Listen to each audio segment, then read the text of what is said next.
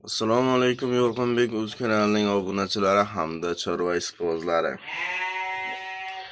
Mana firmamizga yangiliklardan indodga o'rdagimiz kurk bo'pti. Tuxumlarni bosib yotibdi. Endi nasib etsa ko'ramiz bundan nechta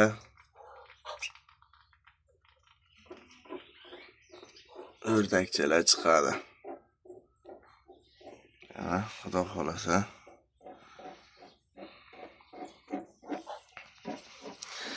Nasib bo'lsa mana adashmasam 8 tami 9 tami tuxum tuqqandan keyin o'zlari patlarini tashlab o'zi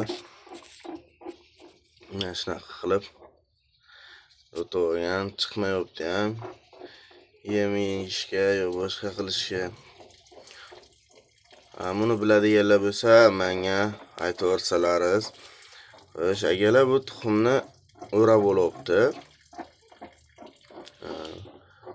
Eski somon tashalgan patlari bilan tuxumlarni yopib olibdi-da.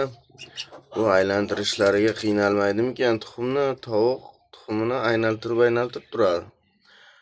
Buni aylantirganga hech ko'zimiz ham tushmadi, boshqa ham bo'lmadi, faqat o'rib qo'ydi-da. O'rab qo'ydi. Biladiganlar bo'lsa kommentga yozib yuboringlar.